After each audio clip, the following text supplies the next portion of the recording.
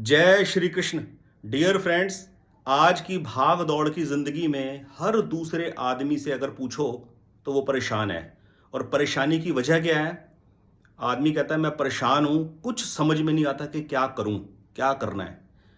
दो कैटेगरी है। एक उस इंसान की कि अपनी आवश्यकता की पूर्ति करने के लिए बेसिक अमाउंट भी नहीं मिलता, मेहनत करने के बावजूद भी उतना धन नहीं आता कि अपनी महीने भर की आवश्यकताओं को स्मूथली पूरा कर सके।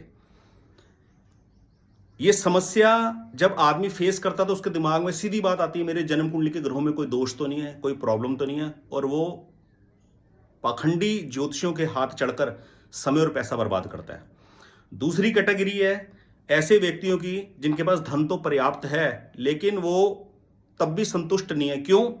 मान लीजिए कोई मैन्युफैक्चरर है, कोई इंडस्ट्रियलिस्ट है, मैन्युफैक्चरिंग के अंदर 10 लाख रुपए पर महीना कमाते हैं, कमा रहे थे पिछले काफी लंबे समय से।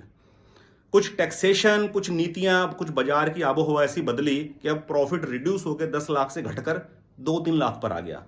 तब उनके दिमाग में डाउट आता है, मेरी जन्म कुंडली के कोई ग्रह तो नहीं बदल गए, ऐसे दशा तो नहीं बदल गई, क्या हो गया? उसके लिए बेचैनी मस्ती है। तो उसके अंदर वो मार्केट के अंदर नए कस्टमर तो पैदा नहीं कर सकते, बल्कि नए कॉम्पिटिटर और नए प्रोड्यूसर्स जरूर आ रहे हैं, जिसकी वजह से ये हो रहा है।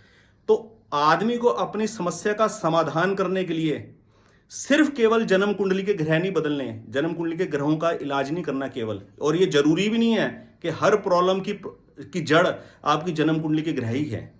आदमी ने जो अंगूठियां पहन रखी थी, जो नग पहन रखे थे, वो उसके ऊपर डाउट क्रिएट करना शुरू कर देता है। पहली कैटेगरी का आदमी जिसके पास बिल्कुल भी पैसा नहीं है, उसको पैसा अर्न करने के लिए क्या करना है? अपनी विचार ऊर्जा लगानी है। क्या फिजिबिलिटी है, कौन सा ऐसा काम है बाजार के अंदर जो मैं कर सकता हूं? चुपचाप जॉब ढूंढे, जैसी भी जॉब मिलती है, जितने की भी जॉब मिलती है, उस जॉब को ज्वाइन करें और अपना पैसा अर्न करें बेसिक नीड को पूरा करने के लिए।